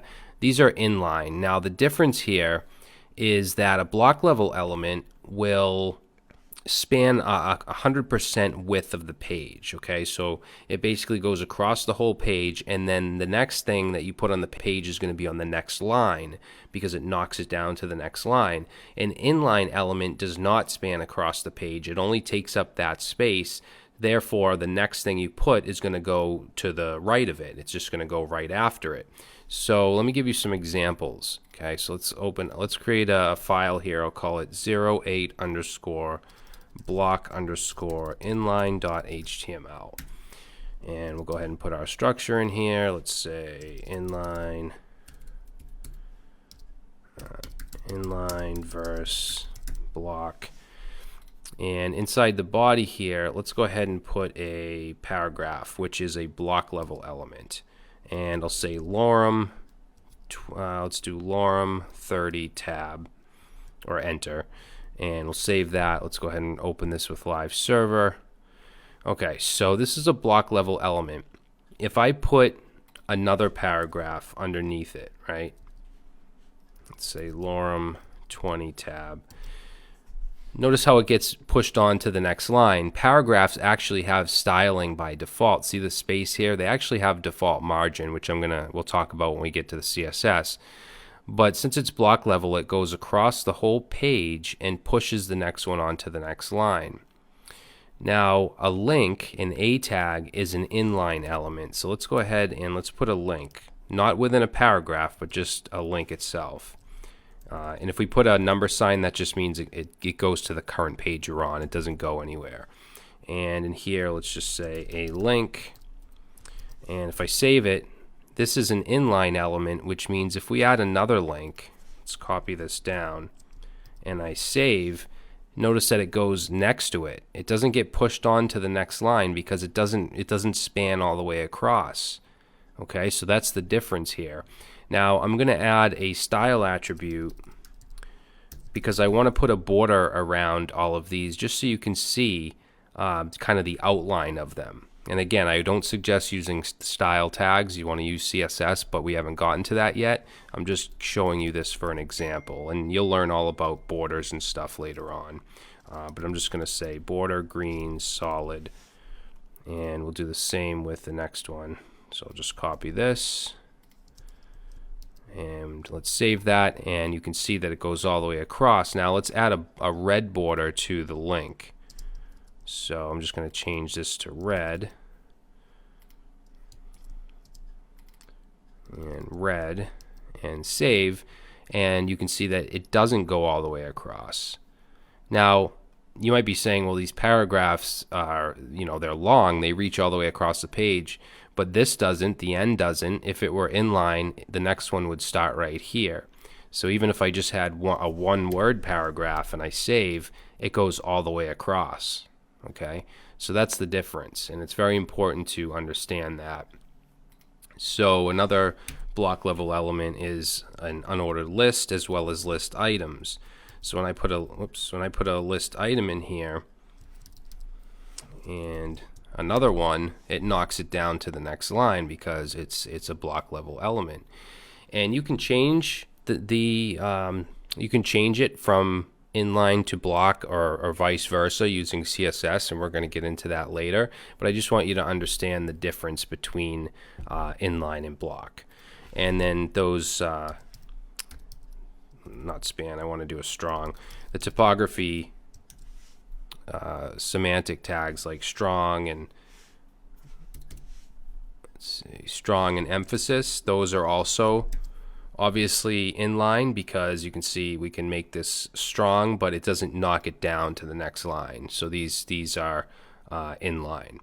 And you also have something called inline block, which I'll talk about when we get to CSS because it doesn't really pertain to just HTML. Okay, so hopefully that makes sense, guys. I just wanted to clear that up before we move on. In the next video, we're going to talk a little bit about divs with IDs and classes. All right, guys, in this video, we're going to talk about divs and spans, which are both HTML elements or tags, as well as ID and class attributes, which are used for semantics. They're used to kind of separate content. They're also used for CSS styling, which we're going to talk about in the next section. So let's create a new file called 09 underscore, and we'll just call it ID underscore class.html. And we're going to put our structure, our boilerplate in here.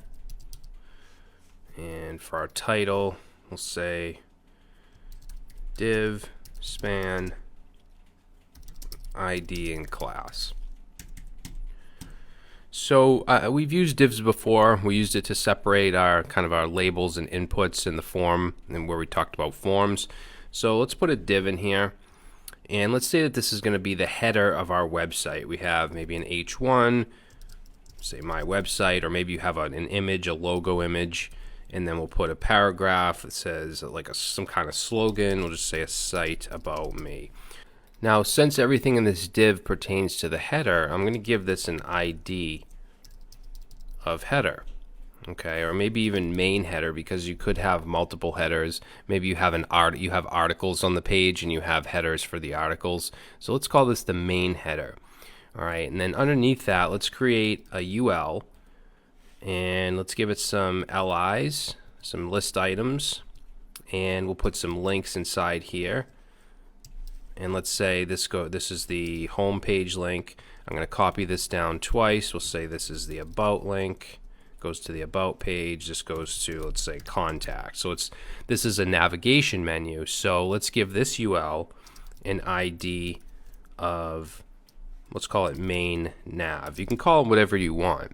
Now let's say underneath the navigation we have an area that has some information about us or about our page or whatever it may be. So we'll have a div, and let's give it an ID of about. Now here I'm going to show you a very, very helpful Emmet trick. Okay, so again, Emmet is installed with VS Code, and it allows us to do things faster. So instead of typing out ID equals, what we can do is we can say div, and we can put just a number sign which represents an ID, the word about, and then tab or enter, and it puts it in for us. And then to take it a step further, if it's a div, like we could do this with an H1, we could give it an ID of about like that. But if it's a div, we don't even have to write the word div. We can simply just put a number sign and then about, and then hit tab or enter, and it will give us a div with the ID of about. Okay, so nice little tip there. And again, you don't have to use it, but it will make you write your HTML much faster. So let's say in this about we have an H3, which is a heading. We'll say about, and then maybe a paragraph with some text. We'll just generate some dummy text here. Okay, and then maybe under that div we have, let's say, an area for contact info. Okay, and I know I haven't talked about spans or classes yet. I'll get to that in a minute. So let's create a div with the ID of contact. And in here, maybe we have another heading. Remember, it's good practice to not have more than one H1. I don't think, well, yeah, we do have an H1, which is in the header. So every div here is using an H3 as a title. You could use an H2, and again, you could use an H1. It's just good practice to just have one on the page. So let's put a UL here. We'll do some list items. We'll put like address, 50 Main Street, Boston, Mass. Let's put another list item with a phone.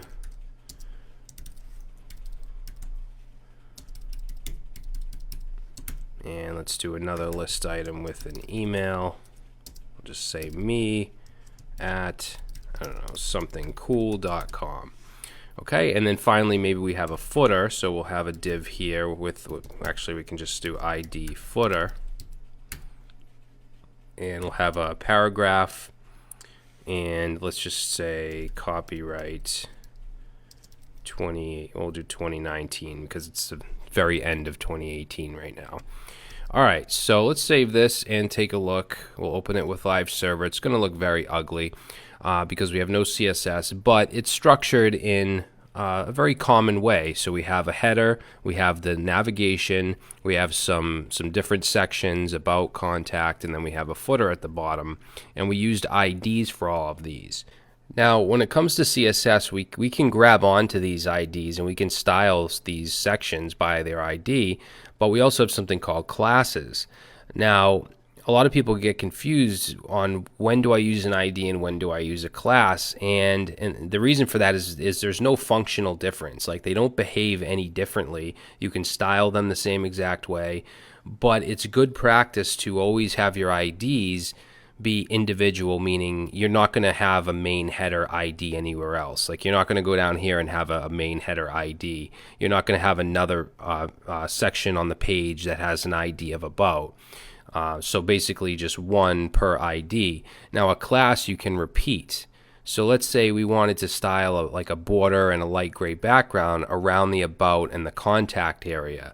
We might have a class called card. Actually, I'm going to add a CSS style up here, and don't worry if you don't know what any of this is. I'm going to do this later. I'm going to show you this later. But I'm just going to put a style that grabs onto the card class. and we're going to add a class of card to both of the divs of about and contact. So, oops, did that backwards. We want to do class equals card. And then let's go down to the contact div right here and also give that a class of card. And let's save. And now notice they both have the same styling. So you can see the difference here. IDs, they're individual to that section, but classes you can repeat. So we can have as many cards as we want. If I wanted the header to have that same style, excuse me, I could give that a class of card as well, and it would get that styling. Okay, so that's the biggest difference between IDs and classes. Now some people, I mean, everyone's different. Some people don't even use IDs. They'll just use classes. Like instead of doing this, you might see something like this, like class, main, header, and card, both in you know, both classes. But I think that this is a better way to structure it. Okay, but you'll come to find your own way of doing things. But generally, the most important thing is not to repeat IDs on the same page at least. All right, so next let's talk about divs and spans. We've used quite a bit of divs here to separate out our content. And the main difference between a div and a span is a div is a block level element. It pushes the next thing down. So let's say I had a style for, let's do a class called enhance. And let's say we want the color to be yellow, and we want the background color to be black. And this is CSS. I'm going to go over this all in the next section. And let's say we wanted to add it to a piece of text in this paragraph. So if we use a div, if we say div class equals enhance, and let's wrap this div, let's put it like right here, and let's save it, we get that styling, but it knocks it onto the next line. It basically goes in between, you know, this line and this line. This is a case where we want to use a span because a span is an inline element. So let's grab this. I'll highlight this div and do Control D to grab the next one and just change them both to a span. Okay, save it, and now notice that it's not block level. It just stays in its place, and we can still add that styling. So that's the difference between a span and a div. For the most part, you're going to be using divs, but when you need it to be inline, you want to use a span.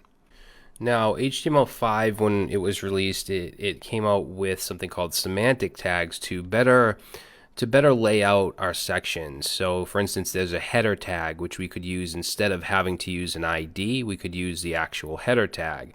There's something called a nav tag we could use for navigation. There's section tags for stuff like this, and we're going to go over that soon.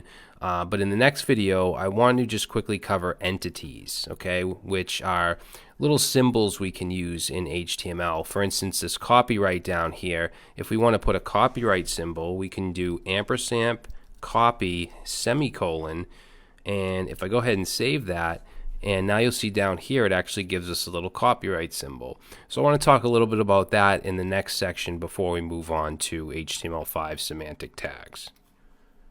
Alright, in this video we're going to look at entities and symbols real quick. Okay, so we're going to create a new file called 10 underscore, and let's just call this entities.html. Okay, so we're going to put in our boilerplate. Let's say entities. So the first thing I want to show you is a non-breaking space. I'm going to put a comment here and say non-breaking space. So if I put a paragraph and I say, hello, my name is Brad, and I run this in live server, or you open your web page, so we just have a paragraph that says, hello, my name is Brad.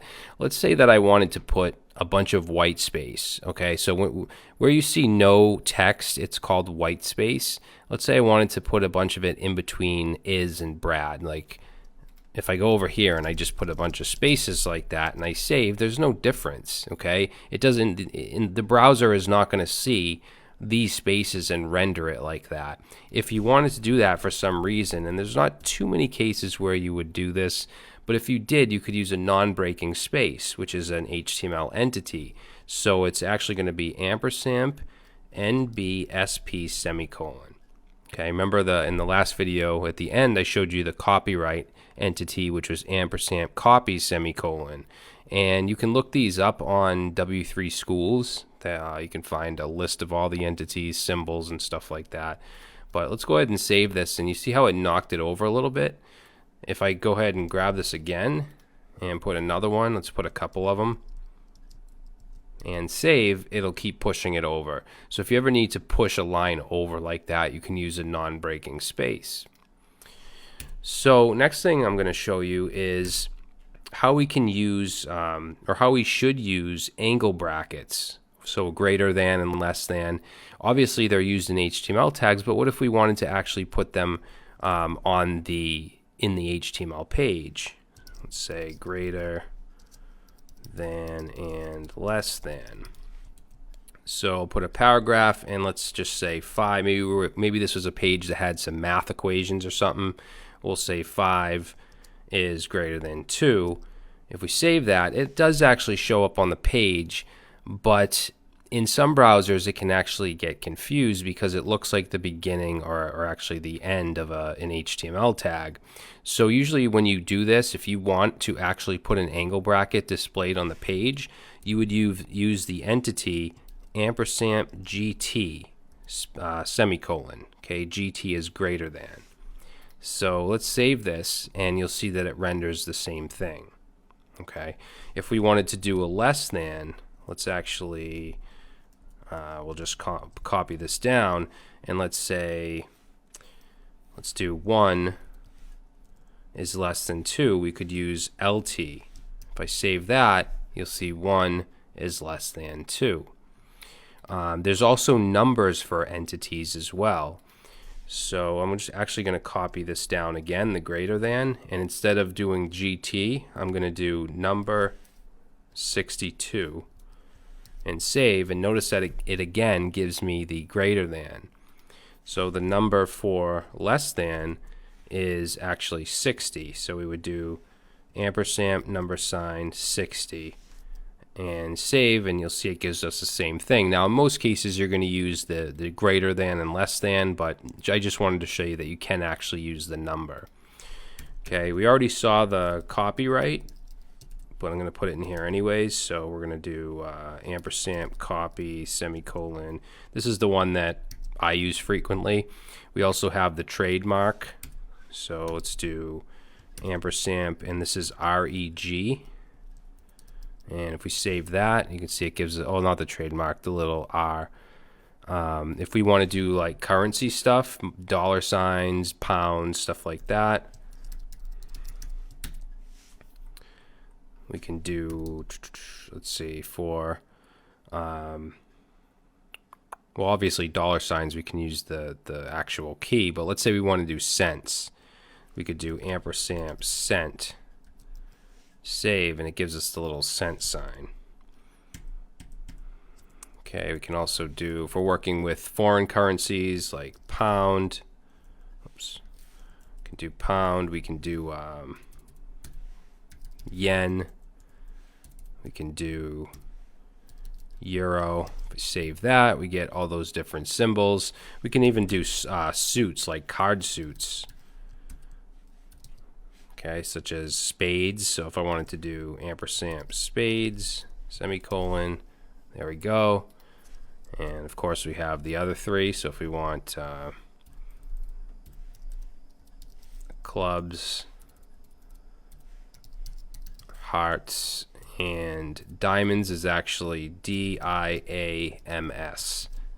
Okay, so yeah, I mean, you're probably not going to use these very much, but I did just want to show you guys it. Also, if you want to display something in like computer code font, you can use the code tag. So let's say computer code. So let's say code, which is a tag. And let's say we wanted to display PHP. Okay, it's PHP code. Now in PHP, you start your code with this right here. This is an opening PHP tag, and this is a closing PHP tag, and you could put like echo, a string, hello, and I don't expect you to understand any of this, but let's say we wanted to display this on the page, and we wanted it to look like code.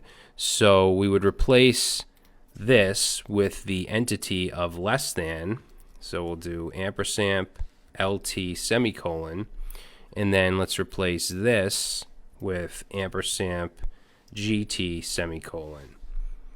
And we'll save that, and now down here notice that it actually looks like code. Okay, so if you wanted to put a code snippet into your page, maybe it's a programming site or something like that, that's how you would do it. There's also a tag called KBD for keyboard. So if we wanted to put like a paragraph and we were giving instructions to say save the file by pressing, and let's say we were telling them how to save a file, so Control S. We could put a KBD tag, and we could put in CTRL plus S. We'll do that, yeah, like that, and save.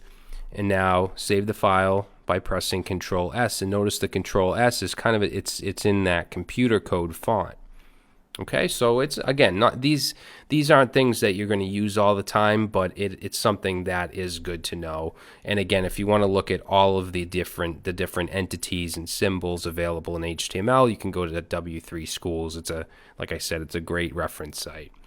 All right, so in the next video, we're going to start to look at HTML5 semantic tags. Alright guys, so before HTML5, we would put everything in divs, much like you saw in, not the last video, but the one before that, where we had an ID of main header, we had an ID of main nav. With HTML5, we got semantic tags, like header, footer, nav, so we can actually describe what is in that tag. Now, this isn't just for organization, although it is excellent for organization. It's also for accessibility. It helps people with disabilities that have hearing disabilities, vision disabilities. It helps them understand what goes where. So they're very important to use instead of just using divs, which have no meaning at all. So these are the more popular HTML5 tags. There are a couple other ones, but these are the main ones. And then I just have a sample that I found on the internet that kind of shows you what goes where. It's not using all of these, but I'm going to explain each one. So basically we have header and footer. That's pretty self-explanatory. As you can see here, headers usually go at the top, footers usually go at the bottom. A lot of times your header will have like a logo. You may have your navigation in your header. You may have it underneath. You may have like a search box or something like that. Next we have nav, which is used for navigation. I don't have an example on this, but let's say you have a nav bar here, which would be a UL, an unordered list, and then you'd wrap it in the nav tag. Okay, or maybe you have a side menu, which is a UL that you wrap in a nav tag. Main, which also isn't on here, could be wrapped around this whole area, which is like the main content of the page, or maybe even around this whole thing. There's no like special science to this. Some of it is preference, but there are just some general rules to follow. It just generally means the main content of your page, and a lot of times people don't even use main. They'll just split it into sections. Yeah, you can use main. Section is going to be just that. For instance, the about div that we had, and then the contact div, that's where I would use a section. Instead of using a div there, I'd say section and maybe still give it an ID of about or whatever.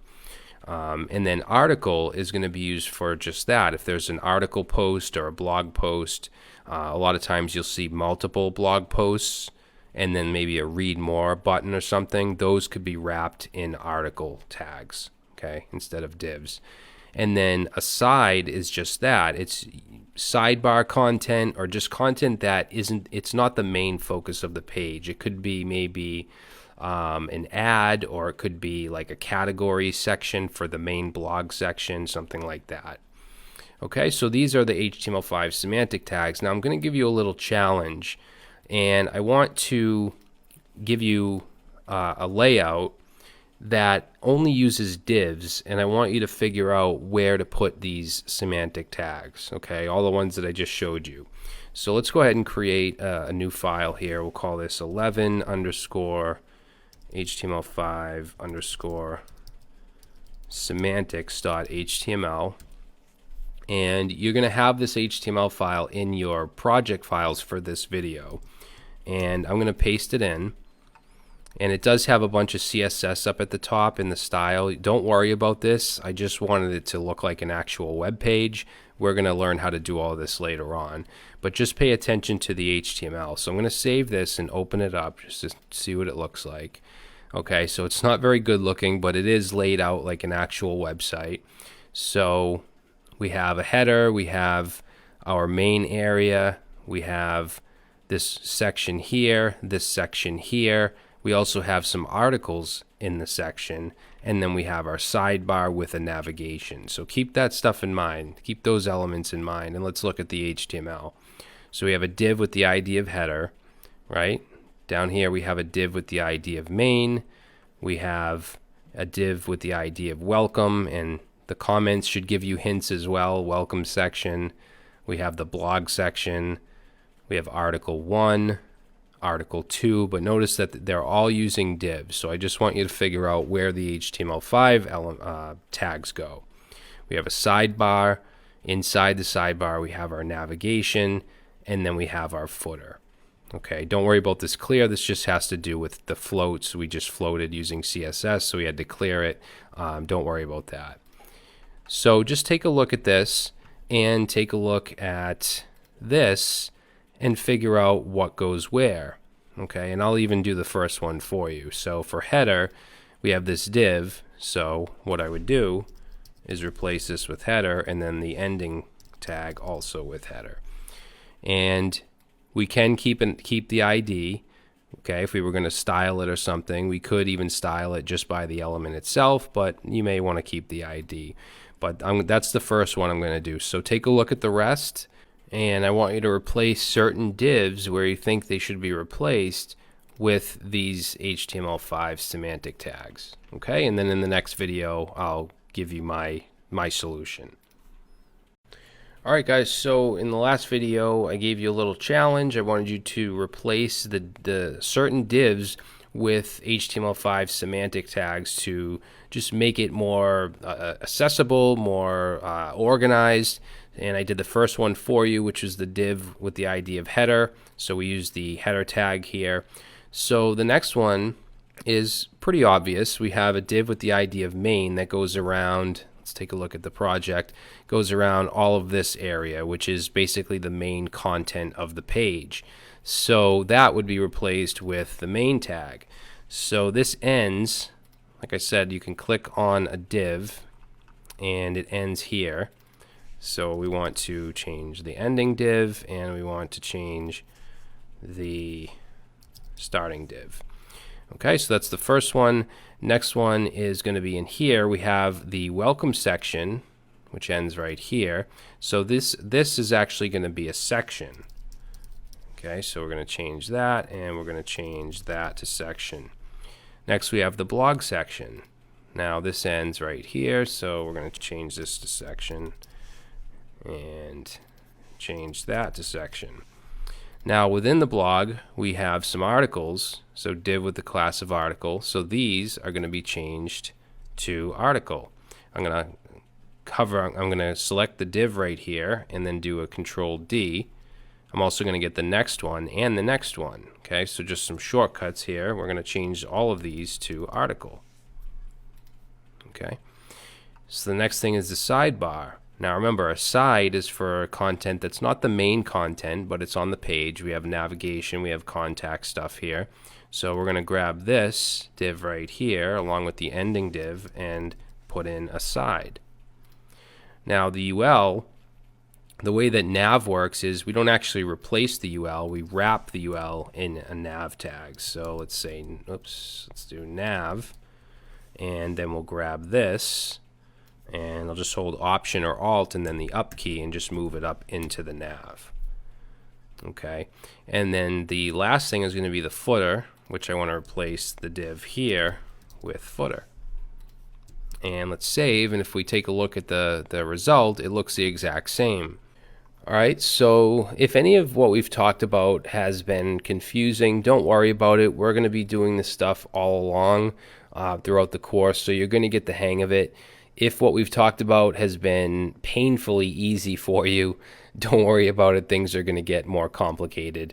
I just want to start from absolute scratch for people that have never even written a paragraph tag before. So hopefully both sides are somewhat satisfied. Hopefully that you're starting to get it if you're an absolute beginner, and hopefully I didn't bore you to death if you're a more advanced front-end developer. All right, so in the next video, or I'm sorry, in the next section, we're going to jump into CSS basics. So we're going to start to talk about all the basic properties for colors and padding and margin and the box model. We're going to look at things like positioning, different types of positioning, relative, absolute, and a whole bunch of other stuff. So that's it. I'll see you in the next section.